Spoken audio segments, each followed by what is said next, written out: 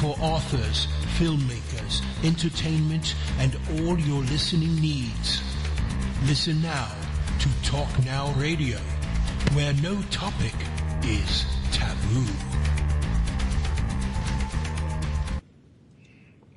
Hello everyone, welcome to Talk Now Radio. This is your host, Royce the Redneck Radio Man, and joining me today is going to be Chris Everard of Enigma TV, and you can learn more about him at www.christophereverard.com, and I may be pronouncing that last name wrong, but I'm sure he can correct me on that one.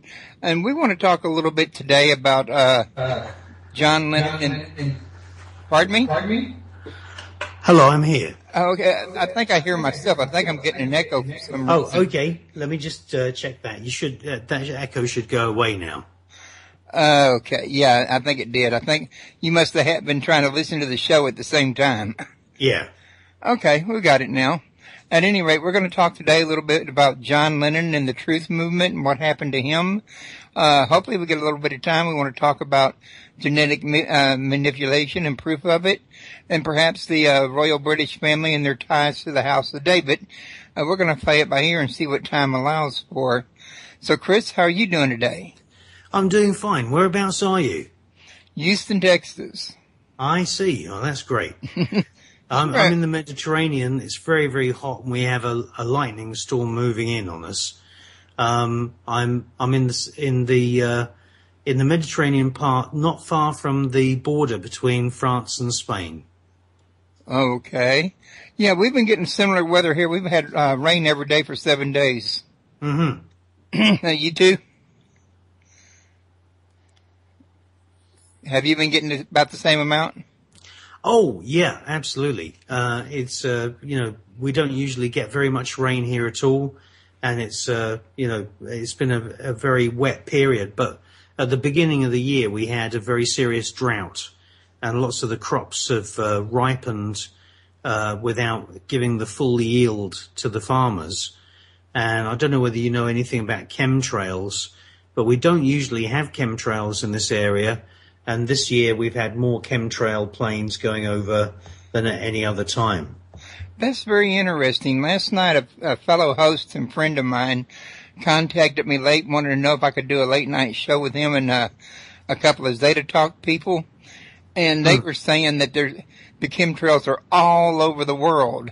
And now today you're mentioning the chemtrails right after they said it was all over the world. And you're telling me that it hadn't been in the UK until at least recently. Well, they've been in the UK for a long time, but down here in the Mediterranean, we very rarely get chemtrails. We've had some very strange events, though. Back in April or spring of 2013, I had a circular chemtrail over my house, and there was also an airborne explosion, like a giant bang.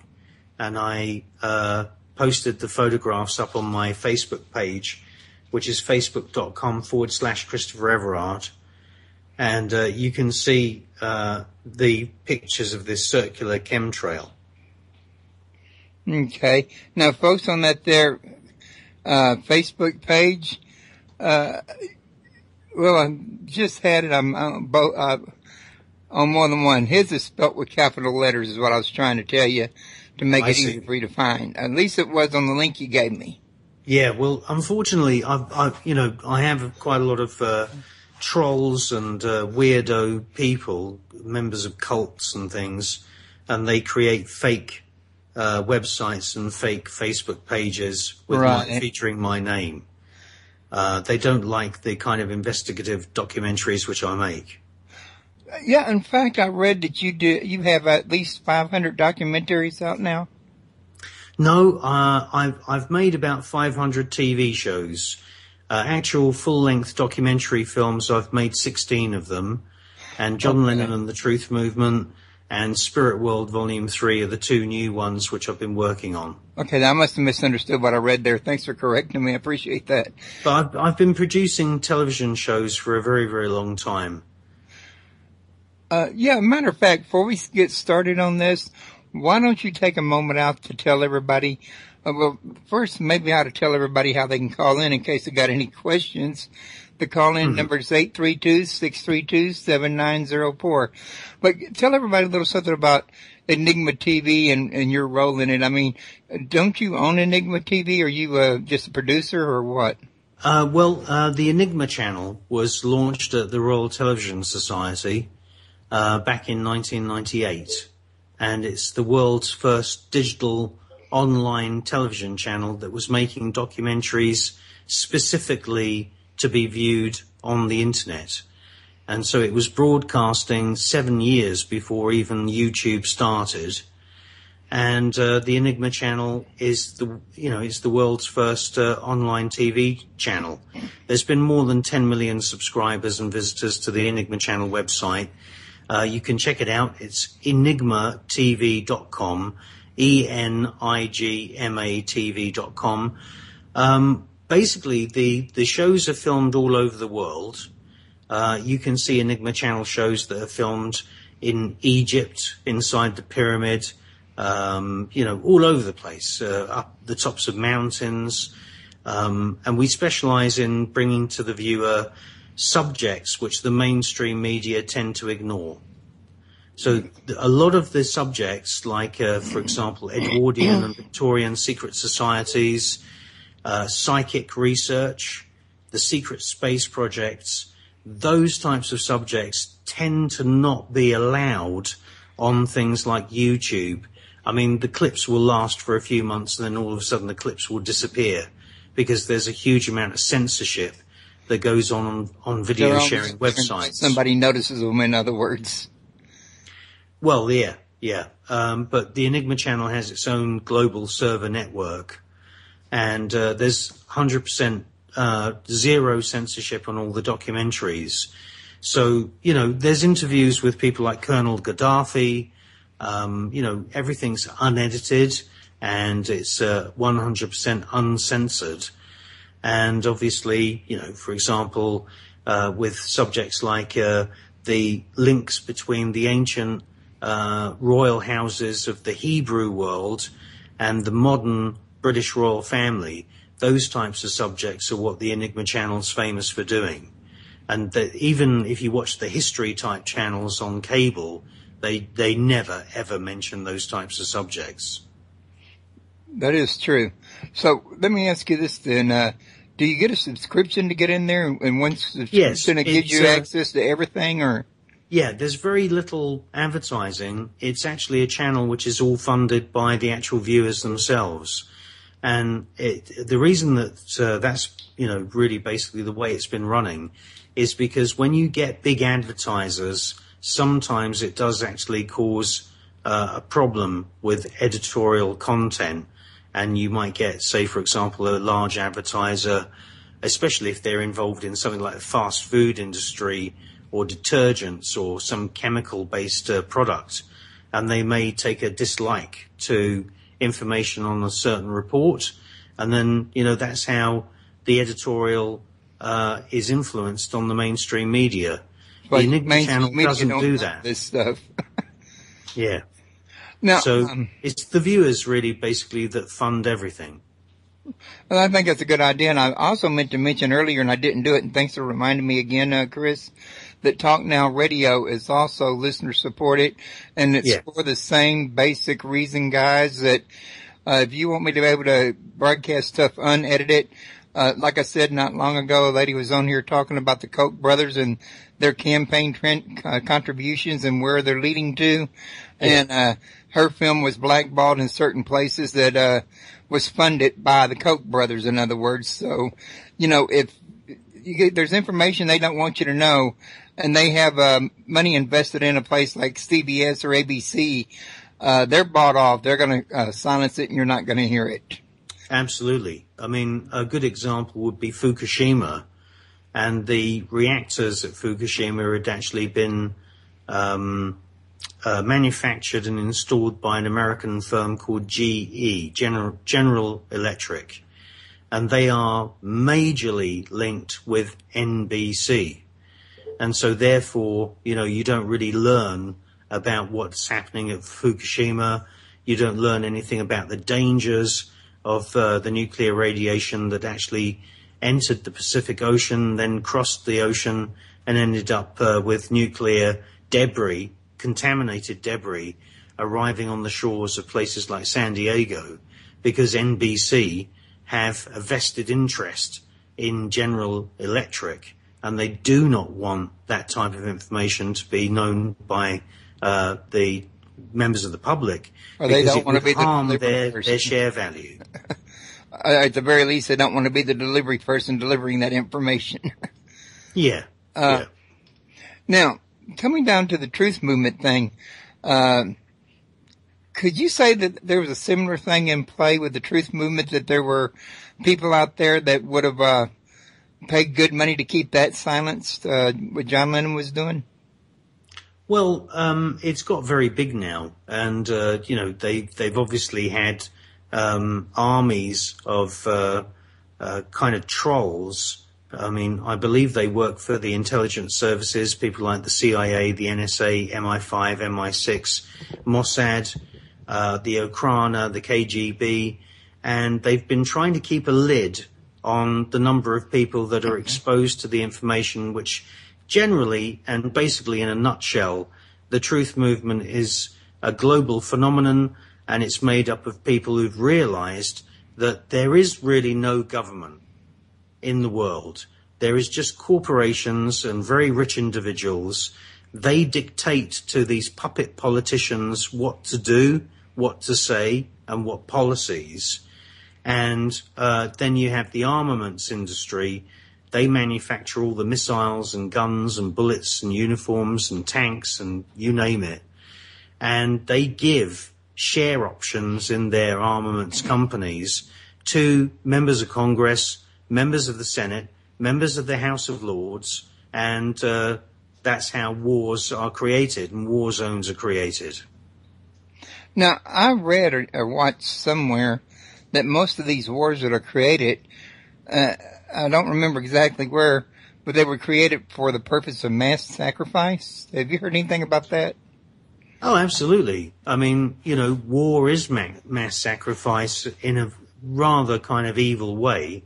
I mean, there is the so-called pseudoscience of eugenics, and many of the aristocratic elite families of Western Europe, and also, in the early days of the founding of the USA, you had these elite aristocratic families funding sterilization programs of gypsies, brown-skinned people, paraplegic people, disabled people, deaf people, blind people, all being sterilized. Now, this actually continued right up until the recent era, right up until 1979 in Sweden, in Scandinavia. There was a official government-funded eugenics program that would favor blonde-haired, blue-eyed people. Oh my God! And it would sterilize. Yeah, it would sterilize dark-haired people from, say, South America or from Africa. Romani gypsy people would be sterilized. That was exposed, and it was going on right up until 1979 in Sweden. So the elite have always had a vested interest in eugenics. Then, on top of that, they obviously always want the strongest, youngest, healthiest and fittest people to be sent into battle, to be sent into wars. And what they are doing in reality is they are pruning the global population by creating war zones and wars. That's essentially what they're doing. And they own shares in the armaments companies.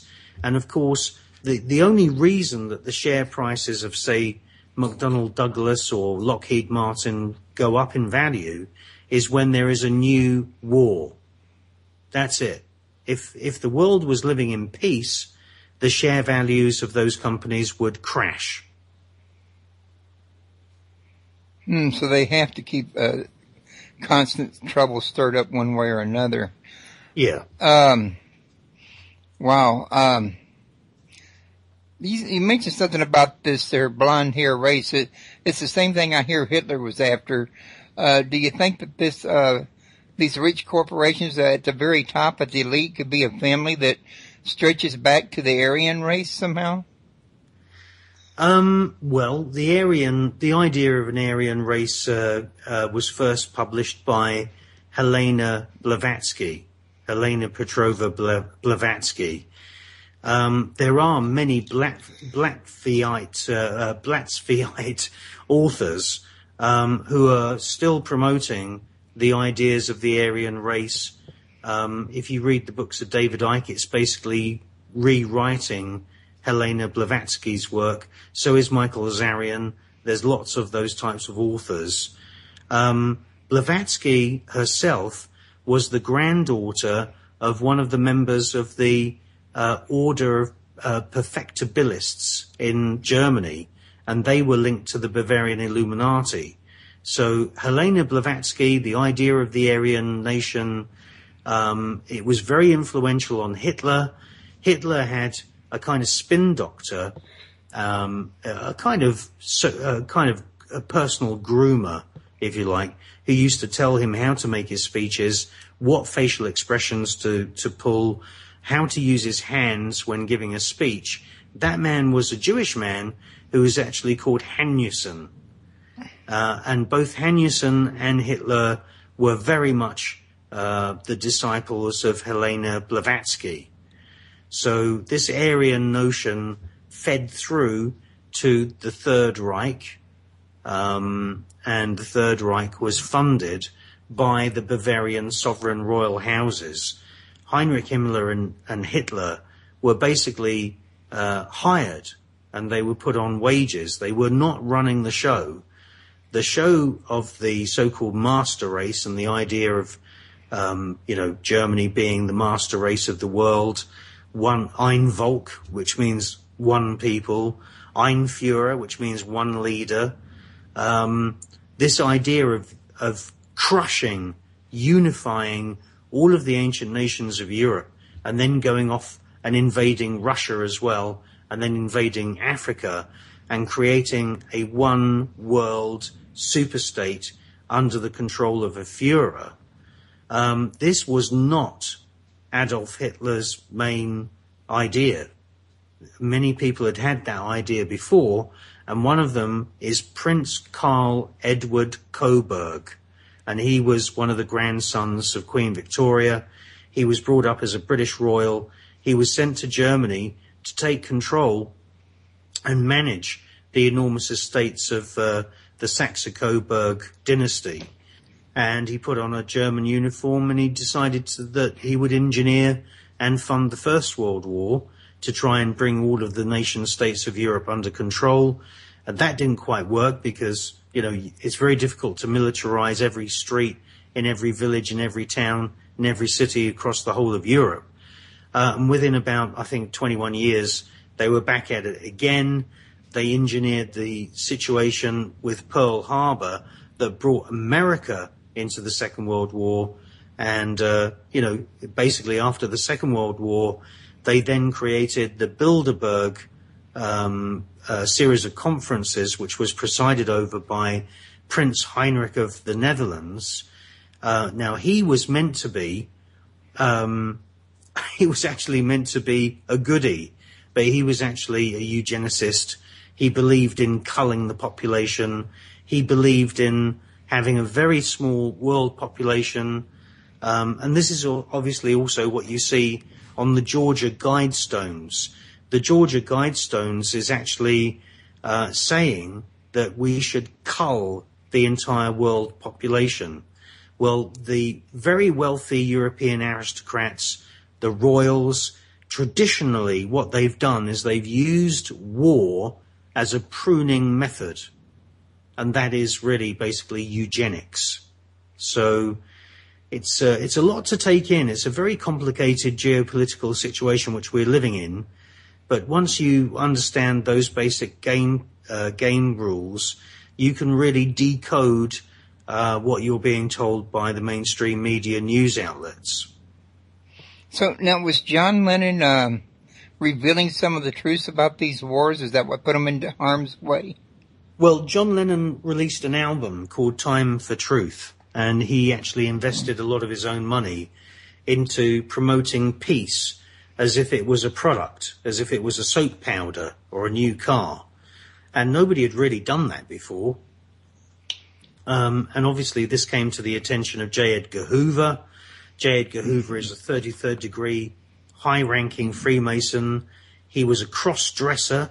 He used to dress up as a woman, and he was the boss of the FBI. And he took a very nasty disliking to John Lennon, and he also didn't like the fact that John Lennon had invited onto the Dick Cavett TV show members of the Black Panthers. And as soon as John Lennon did that, Hoover basically then made arrangements for him, for John Lennon to be assassinated. Okay. Now, you're mentioning Freemasonry and that there, and now maybe I'm wrong about this, but it seems like from what I've been studying, there's an actual link that's really running between all religions, like Freemasonry, Pentecostal, Catholicism, you name it, up at the higher echelons of it. They all go back to the same, I guess you could say leader, that they all go back to the same origins, in other words. Is that correct, or is that just something I've been reading wrong? Well, the upper levels of Freemasonry are closed off to the lower ranks. The lower ranks don't understand what goes on. Right. Above the 18th, 19th, 20th degrees, you've got very, very few people who actually understand what those rituals in World International Freemasonry even mean. As you go higher and higher up those degree examinations, you have to learn Hebrew, because so many of That's where I was going.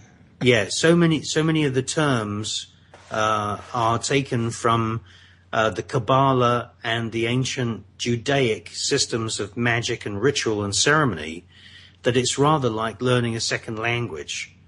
And then once you get up to the 33rd degree, Supreme Lodges, there's a Supreme Lodge of the 33rd degree in Edinburgh in Scotland, there's another one in London, there's one in Tokyo, there's one in Australia. You know, they're dotted all over the place. Once you get up to that level, you realize there's very few people who have actually been initiated to that level, and a very large proportion of those men are former military officers. Really, loyalty to the British Royals is paramount in World International Freemasonry at its highest levels. And the Royals, the British Royals, they claim that they are related to King Solomon and the royal house of David in ancient Israel. And so Freemasonry is a kind of glue that glues together all these different echelons, all these different businessmen, university dons, small business entrepreneurs, teachers. Freemasonry is the glue that glues them together, and the main aim is to be loyal to the British royals at Buckingham Palace, who themselves claim that they come from ancient Israel. And hasn't this same group infiltrated the Vatican at the higher levels? I've even heard that some popes have been known to be Jews. Absolutely. The ephod, which is a breastplate that's fitted with 12 coloured gemstones, that was used by the Levite priesthood inside the tabernacle tent where the Ark of the Covenant was kept. This ephod, you can see photographs of Pope John Paul and some of the other more modern popes in recent times. They have these ephods hanging around their necks. Of course, the skull cap that you see the Pope wear is almost identical to the typical skull caps which you see the various factions of Judaism use as well. And yes, you're absolutely right. There are Jewish Italian Catholics, and there's also the Jesuits. They are basically Jewish Catholics. In actual fact, the most famous person in the history of France, in the ancient history of France, is Dr. Nostradamus, and he was born into a Jewish family, but they adopted Catholicism as the family religion so that they could avoid persecution. At least for the time being, until they could climb the top of the ladder. Because I believe what's really happened is, once upon a time, the Romans might have governed the Vatican and the Catholicism, but I think over time that's been replaced by Jewry, and that today's Catholicism is just a repackaging of the Talmud, like you were talking about earlier, in other words. Yeah, possibly. I know that the Holy Roman Empire, which is Vatican City, which is a nation state, is really basically the same as the Roman Empire. The emperors of the Roman Empire, especially Emperor, I think his name was Maximilian or Maximus, he actually realized, there is this new thing that's come from nowhere, and it's the belief in a Christian Messiah, and embodied into the soul and body of Jesus Christ. And he could see that this was a popular idea, that the Christian Messiah had come. And so therefore the Roman Empire officially said, well, we better accept Christianity and the idea of Jesus Christ being a savior as an official, accepted religion within the Roman Empire. And they changed themselves, from the Roman Empire, and they became the Holy Roman Empire. And then they established Vatican City, and that's really basically what you see to this day. Now, you're talking about these people, they have traced themselves all the way back to the House of Solomon, the House of David, which we know descends from the, I guess you could call it House of Abraham, although it wasn't really a house. But that's where the water gets kind of murky, isn't it? The Bible tells us, for example, that Abraham was born, I think it was in Ur of Chaldees, but he didn't start his mission out of Ur, he started it out of Haran. But it doesn't really kind of give us a real clue of where his family branched off from the original Hebrews, in other words, because obviously the Hebrews continued on, and you even see them listed in their own book in the New Testament as being separate from the Jews and the Israelites. Yeah. There's been splinter groups within Judaism, splinter groups within Zoroastrianism, splinter groups within the Druze, and of course splinter groups within the Christians of the Holy Lands. The Essenes were probably the most infamous splinter group at that time. The Essenes created an encampment for themselves at Qumran, and this is a very, very hot desert area near the Dead Sea. And it's the Essenes that decided to set up a scrollery, and they decided to write what you call apocryphal literature. This is to do with the Book of Revelations, the end times, the great battle between good and evil. This fascinated the Essenes, and they wore white robes, and they had many visitors from Europe. They had children being sent to them for schooling in spiritual matters. And there is some evidence that the Chaldees, the Druids of the Chaldees clan in Scotland, actually sent pilgrims to the Dead Sea. There were pilgrim routes all over the ancient world.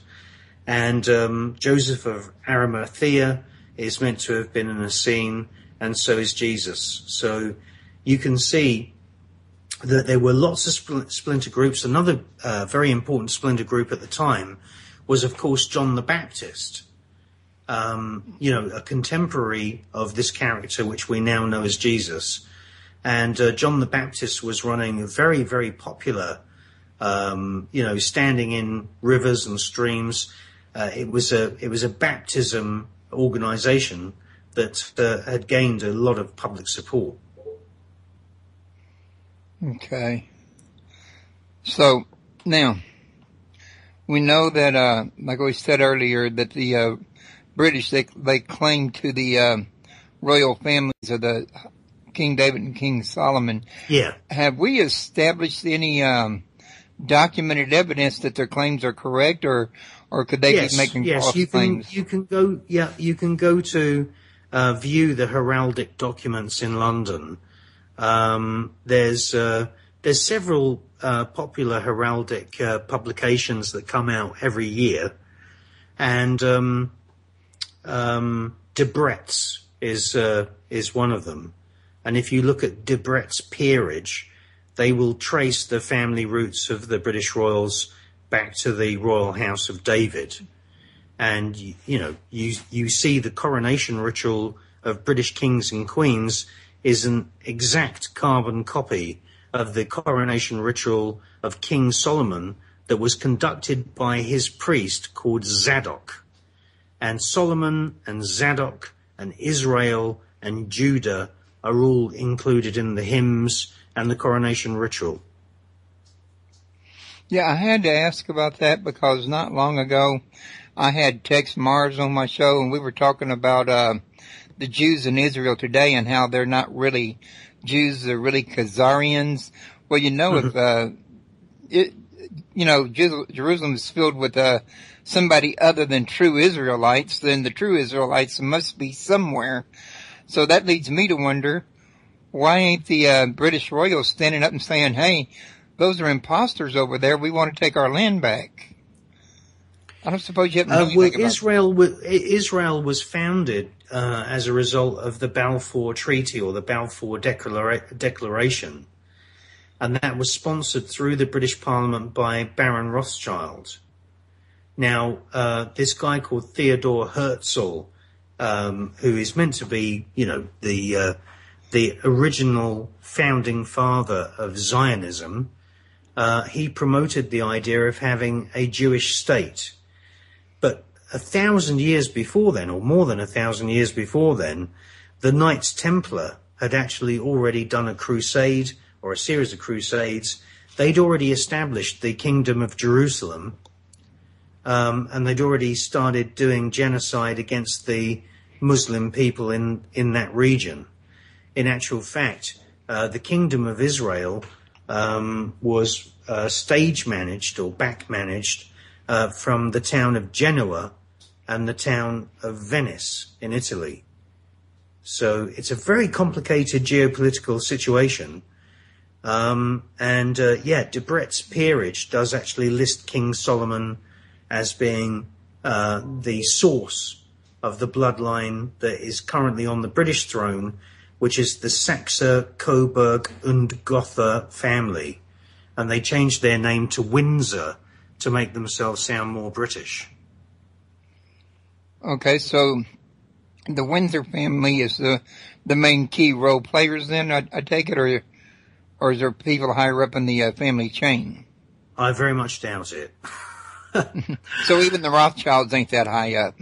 Well, the Rothschilds are influential bankers, and they supply banking services to the royals. But the royals own the Royal Mint. They own the Bank of England. They own the Royal Treasury. They own everything in terms of the creation of money. The Rothschilds are merely bankers who bank the money. Okay. Because, the Rothschilds, they get blamed for so much that's going on in the world today. Yeah. That maybe perhaps it's really the Windsors that's doing it. Is that maybe a safe assumption? Yeah, the Rothschilds are an enormous dynasty. There's many factions of their family have nothing to do with finance. I mean, they have wine vineyards.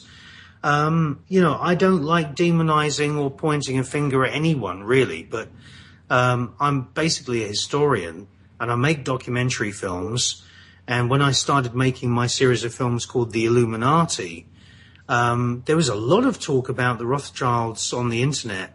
What I discovered is that, yes, it's the Saxe-Coburg-Gothas and also the royal family of the Duke of Edinburgh, which are the Holstein, Glucksburg, Sondersbergs. the Schleswig-Holstein faction is much more powerful and much richer than the Rothschilds. Wow. That says a lot. Yeah. So, in all honesty, the Rothschilds, they can't really lay claim to most of the stuff being credited with. It's just, not everybody's doing full enough research or going far enough back to see who's pulling the real strings. Yeah, I think that's fair. I think that's fair to say that. I think the other missing pieces of the jigsaw puzzle in a lot of these kind of conspiracy theory websites is that people don't realize that there was more than 120,000 Jewish people living in Iraq, and they were actually running the Iraqi government until they were expelled. And there is this concept of the Greater Israel, which is going to include Iran, Iraq, Syria, Lebanon, and obviously, as we can see, it's obviously absorbing Palestine. I was about to say, does that have anything to do with why they're trying to get rid of all the Iraqis now? Yeah. So this concept of a Greater Israel, I mean, once the Palestinians are finished with, they're going to move on. They're going to create a similar situation across the whole of Arabia. There's a very, very serious situation which we're faced with at the moment. Well, yeah, it sounds like they can grow their, forces a little bit at a time. They can get pretty big. Yeah, absolutely. I know there's been a lot going on over there, and as a rule of thumb, I'm kind of like you about pointing fingers. When you start pointing fingers, you're getting into pretty dangerous grounds. Sometimes you point the wrong finger, people can come looking. Having said that, though, at least for my money, there comes a time that you might never have to point in some kind of a direction in order to find out where the truth lies when you know something's wrong and you're not sure exactly where. Yeah. Well, there's a huge number of Hebrew families who turn on the TV like we do, and they watch the TV and they can't believe what they're seeing with their eyes. It's a very tiny number of people that actually make those policies, which end up tumbling out onto the BBC news feeds. There's plenty of Hebrew people who have Palestinian friends and do not support what is going on in Gaza. So it's, none of this is really black and white. It's all a very grey area. Yeah, that is true. At the same time, while that is true, I noticed, though, in every religion around the world that I've ever seen, you've always got the lower circle, the people that sit in the church pew and don't know anything, and sometimes even the pastors don't know anything. And it's not until you get up into corporate levels or, higher levels like Freemasonry, even in the Catholic Church, it's the same way. Yeah. That these are the people that really know what's going on. It's what you might consider the elite.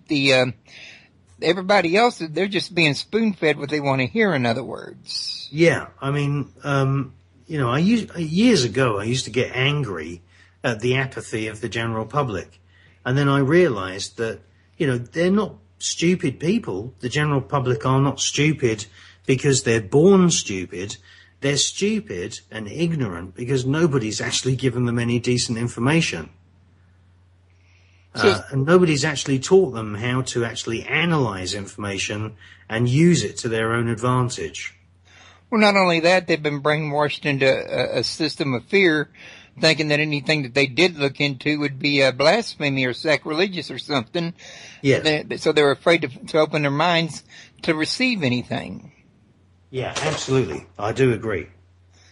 And, I found out that it's not always easy to step outside of that box, and usually something has to hit you pretty big in the face that stands out and says, do you see this is wrong finally, before they start looking in other places, in other words.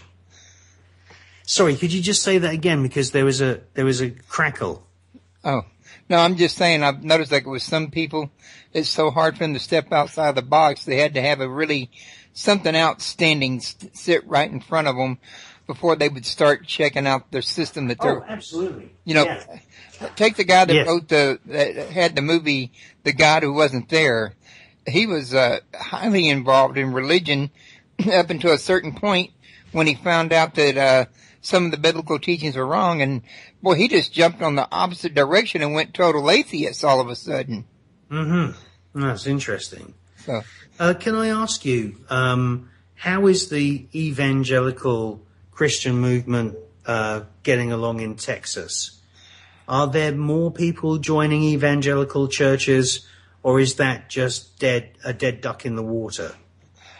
I don't get outside of my house a lot to really observe, but I do know that I've got family. I'm like the black sheep of the family because I don't go to church, that are very heavily strung. All my sisters and, brothers and cousins, nephews and nieces are all heavily involved in the church, save maybe my sister Jeanette.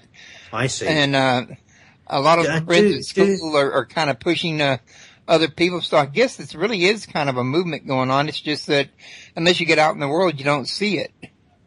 And do they know anything about the so-called New World Order?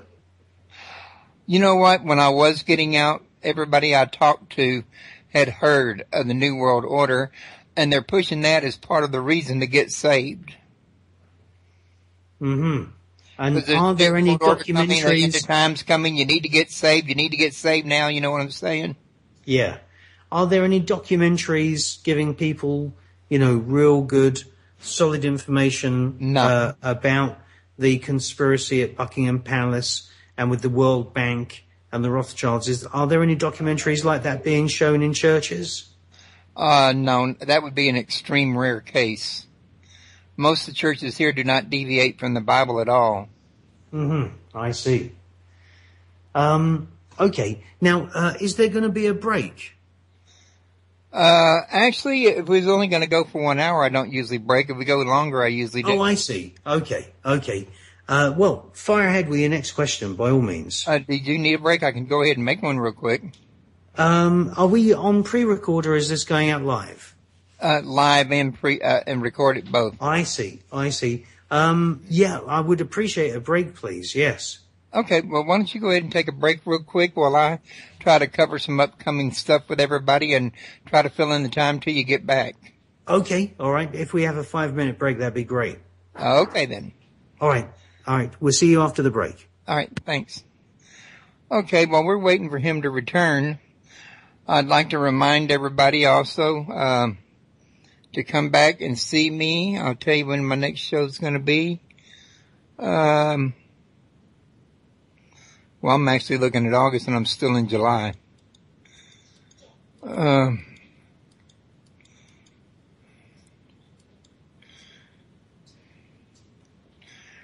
This coming Wednesday, we're going to have a show called Multidimensional Sounds and DNA Activation with Joanne Chambers, and that's at 7 p.m. Central Standard Time. And then we're going to have a real treat coming up Thursday over at freedomslips.com. We're going to have Anita Jo Intenzo talk to us about Estate of Horror. That's her book coming out. It's kind of similar to House of Darkness, House of Light, put out by Andrea Perron. And then we're going to have Georgia Love return from the author of Escape from Manhattan, and she wants to talk to us about synchronicity. And this is going to be Saturday, July 26th. That's next Saturday. And then we're going to have Maria DeAndrea Wednesday the 30th at 7 p.m. And we're going to talk about secret magical elixirs of life. And then we're going to have over at Thursday the 31st over at Freedom Slips Revolution Radio. It's going to be Super Geometric Theory of Everything with Thomas Fusco. This is my third time to interview him. He's got some really fantastic information, some well-researched, well-thought-out things that he has delved into to come up with his theory of everything. So you might want to check into this and give us an ear. And when Chris gets back, I'm going to try to shoot us into the secret space program so we don't run out of time and we can learn a little something from him about that. Now, if you want to get to his site, I got it linked to on the right-hand side of my logo at the top, where it says Enigma TV. Just click on that link. It'll take you right to his site. I'll ask him when he gets back how much his membership fee is to subscribe to his site. I'm pretty sure to get you in there to seeing all the documentaries and all the TV shows. I don't think they're broadcast live. I'll have to ask him that. But it sounds like it's well worth the checking into. Got a lot of information you can learn out there. Maybe we can learn a lot about the ancient church and why we're where we're at today with religion. I don't think that's a subject we have time to go into today, however, at least not this late in the game today. I'm showing we only got like 15 minutes remaining, so we're going to have to kind of cut this one here kind of short. Don't forget to come see me at www.talknowradio.net. The site has free membership. Sign up and you will get a email activation confirming that it's your email you're signing up with. Just click the activation link and you're into the site. Once you're in your profile, there's a place you can highlight that will sign you up for the newsletter if you're interested in getting the newsletter. We have all kinds of features here that you're welcome to use. I don't charge for it. I don't even charge a membership right now for people to get to the archives or anything like that. Primarily, I'd prefer that if people supported the show, they didn't do it just so they could get in, but they did it because they thought the show was worth supporting. Having said that, if the economy keeps going the way it's going, there is going to come a chance where I'm going to have to survive. Let's see what's going on here. I'm back here now. Okay, Chris, you got good timing too. Yeah, I know. I just needed to have a little bit of coffee because I've been up since 5:15 this morning. We did a special broadcast on the Truth Frequency Network about what was going on with the Israeli government, Gaza, British royal family, and it was a very complicated broadcast. And so it's been a very, very long day, and I've also been planting trees today as well. Wow, you're a busy man. Yeah. You're a hard worker, too. Yeah. So, coming back to everything, because I don't want to run out of time while I got you here on the show, can you tell us a little something about the secret space program? Absolutely. I've made 3 documentary films. You can watch them on the Enigma channel, enigmatv.com. I started making the first documentary about the secret space projects in 2004 when I found out that the military, the Pentagon, actually had their own fleet of space shuttles which were totally secret. And since I made that first full-length documentary film, Wikipedia and several other websites have actually begun publishing the names of the Army, the US Army astronauts who've been going up into space in complete secrecy. They were, full-size shuttles, just the same as Discovery, Enterprise and the others. And this fascinated me. And in the end, I actually got footage from inside the cockpit of one of the military space shuttles. And, of course, one thing led to the other. And I asked myself, well, what are they doing? Why are these shuttles secret? What is the Pentagon doing?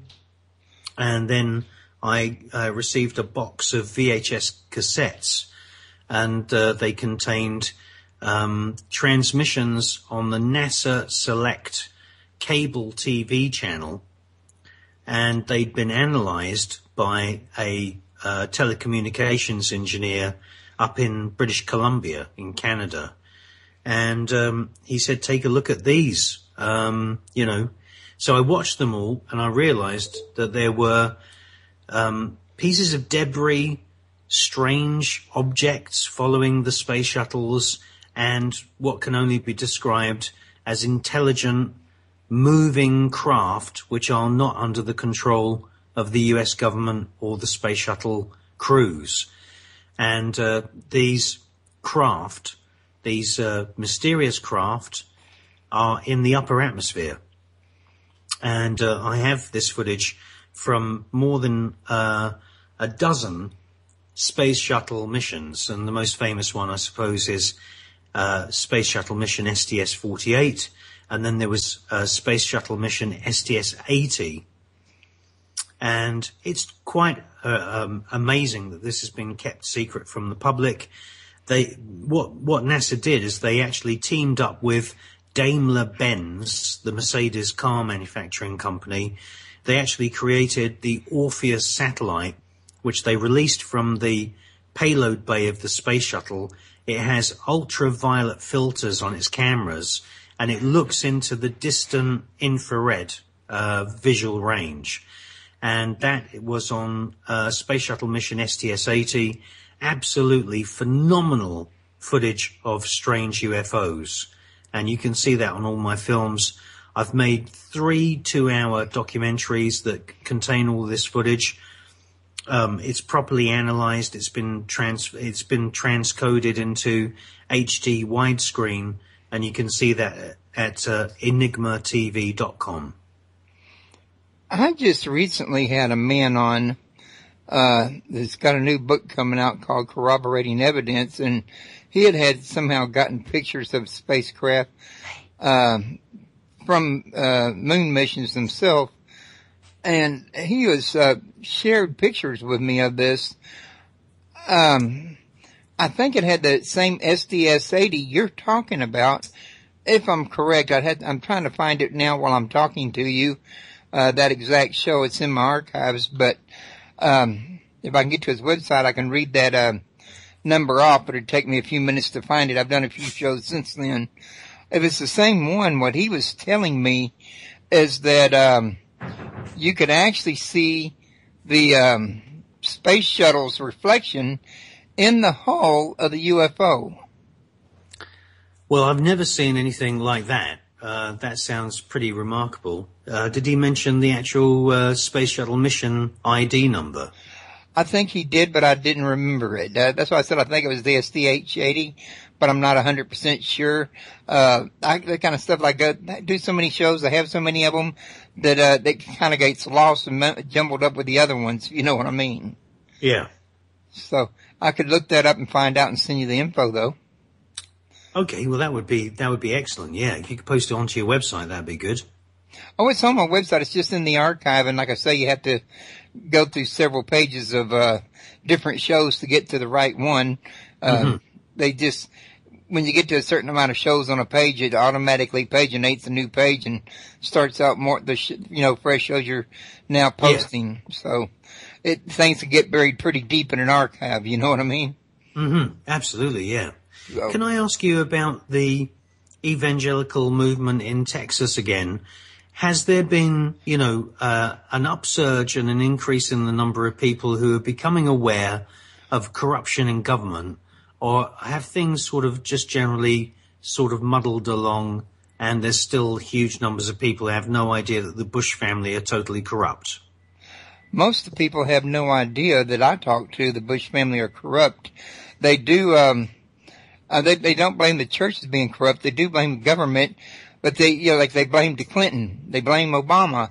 But, Bush has always been totally innocent, in other words. I see. Did you know that Bush is did you know Bush is an ancient Hebrew name? Family name? No, that I did not know. I see. I mean, do people not realize that the Bush family have been the biggest traitors against the American dream that you've ever had in the modern history of America? You know, it's interesting you should ask that question, because one of the things I was leading to earlier during my questions to you is that I firmly believe that all the present day families that you see, the elite that are trying to control the world, I think they all trace their way back to the family of Abraham. Yeah. Did you know that storming Norman Schwarzkopf came from a Hebrew family in New Jersey? No, I actually never heard of him. You've never heard of Norman Schwarzkopf? No, I haven't. Who led the Desert Storm invasion of Iraq? That'd explain why I never heard of it. I don't stay on top of wars. I see. Did you know that there were many Jewish generals in the armed forces, and that many of the senators, congressmen, and White House staff have dual citizenship between Israel and the USA? Now that I am aware of. Mm-hmm. So you got divided loyalties right there too.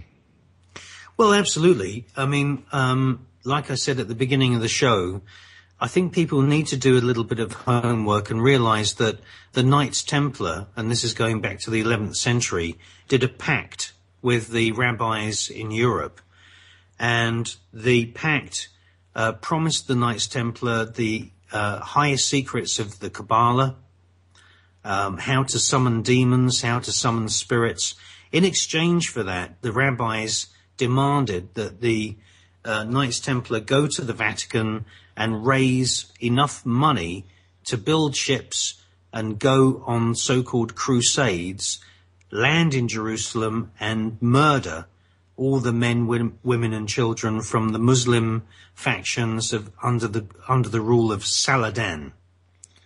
And that pact where the children, the youngest and fittest children of the Gentiles, are being sacrificed in a war that's funded by the elite and benefits the actual land of Israel, or the nation of Israel, is really where we are right now in our geopolitical situation.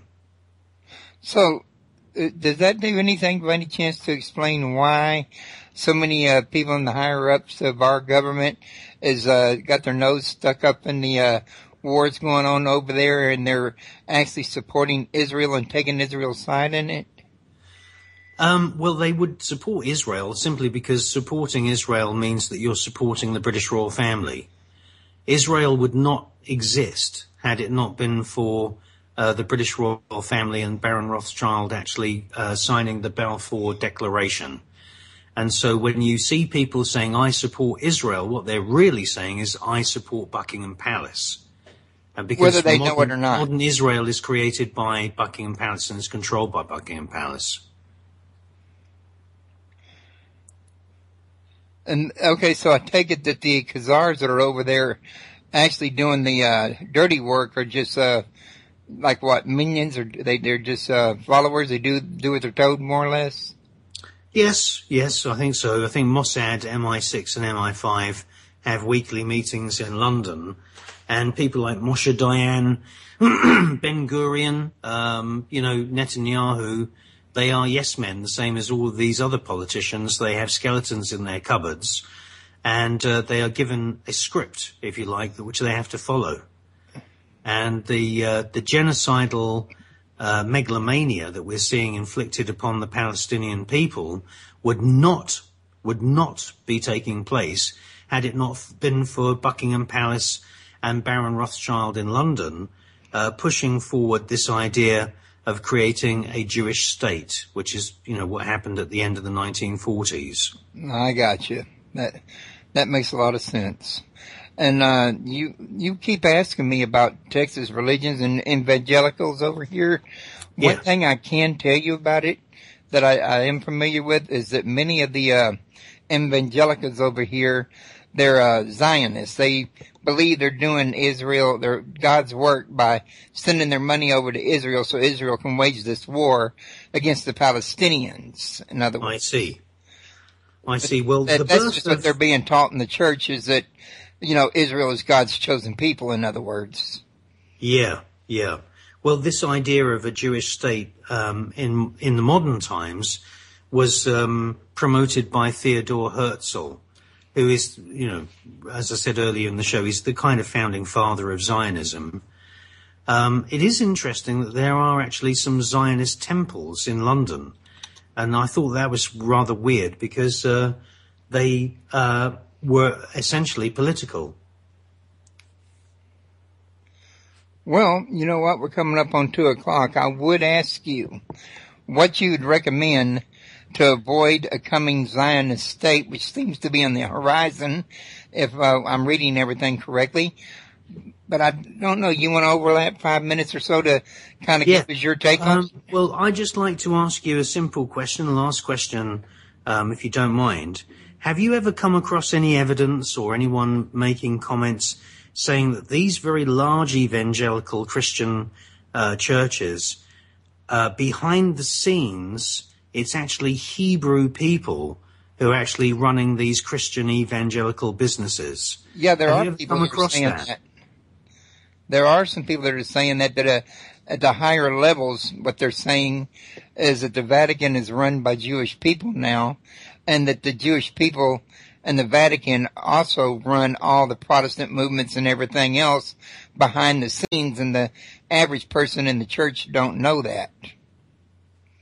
I see. Is there any evidence that's come forward? I mean, there's been lots of evangelical scandals. We've had Jimmy Swaggart, Jim and Tammy Baker. You know, there's loads of those preachers that have been exposed. Yeah, there sure is. There hasn't been anything exposed that links them to the Catholic Church or the Jesuit movement per se, other than you know, you might notice things like here recently the Pope sent Kenneth Copeland a video asking for reunification, and Kenneth Copeland's like, yes, I think we need to reunify. That's like a sign that they're trying to reunify the Protestants with the Catholics right there. But it's only one instance. There's not a lot of them to joining in that you see it going on a lot yet, in other words. Mm-hmm. That's very interesting.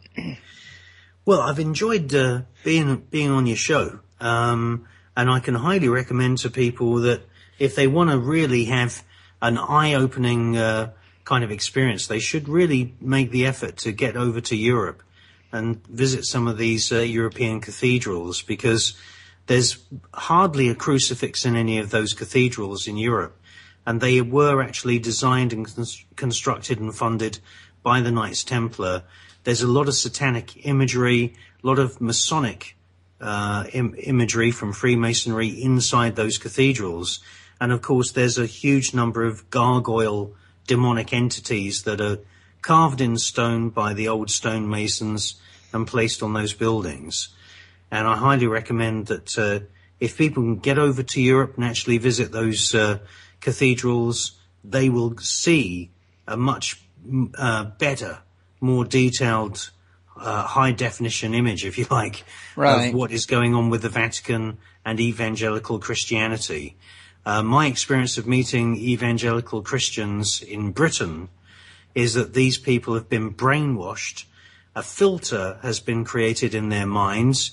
They are unable to have a spontaneous conversation, especially on historical matters, because they are running everything that they are being told in a conversation through this mind filter.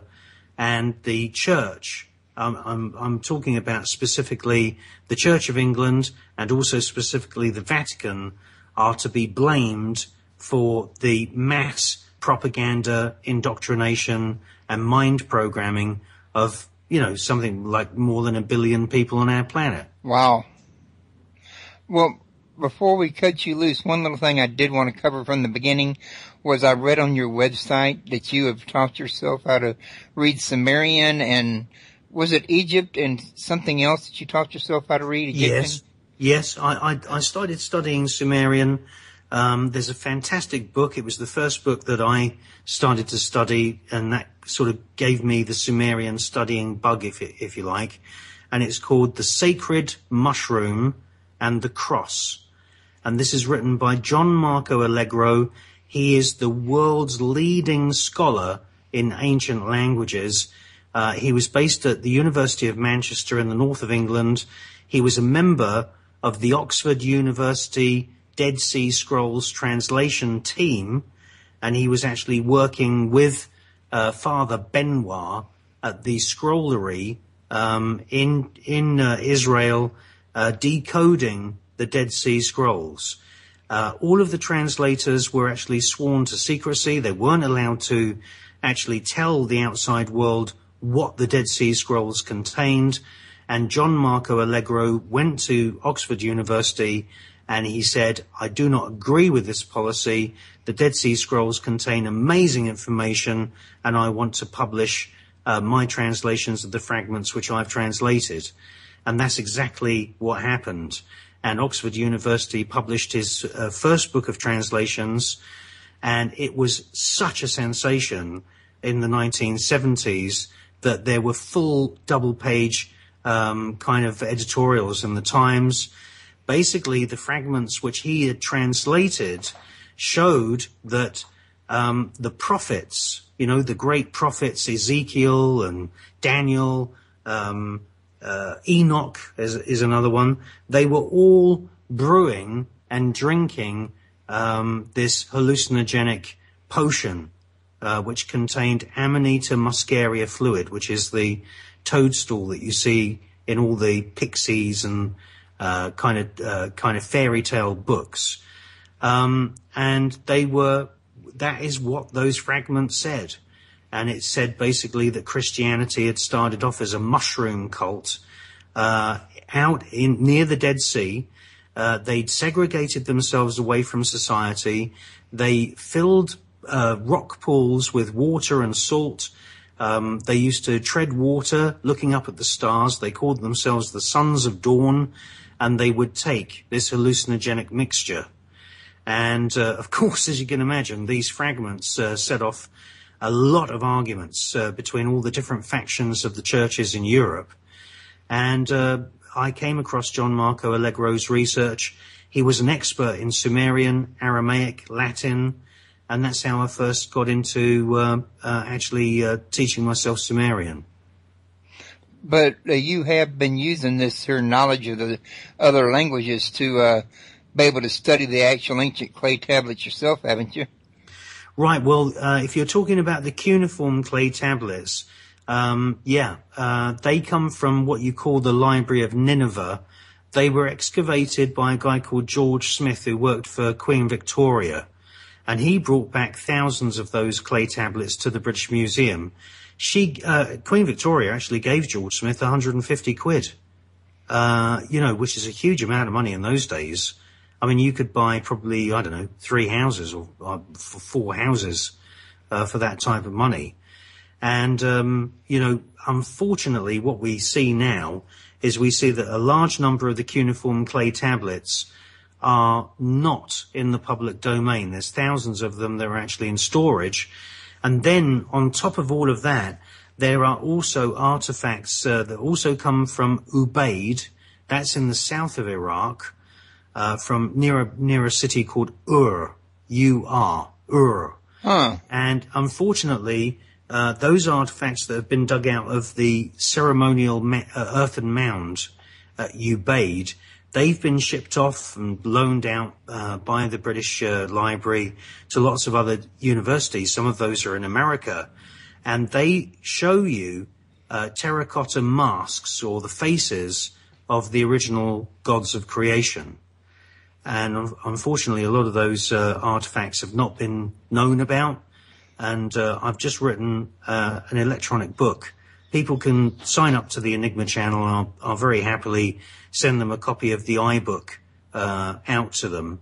And my iBook has, for the first time, analysed these terracotta faces or masks of the Ogdode gods. And they are the original gods of creation of Judaism and the Chaldean mystic schools, and also the Ogdode are the original creator gods that were worshipped and venerated by the pharaohs of ancient Egypt.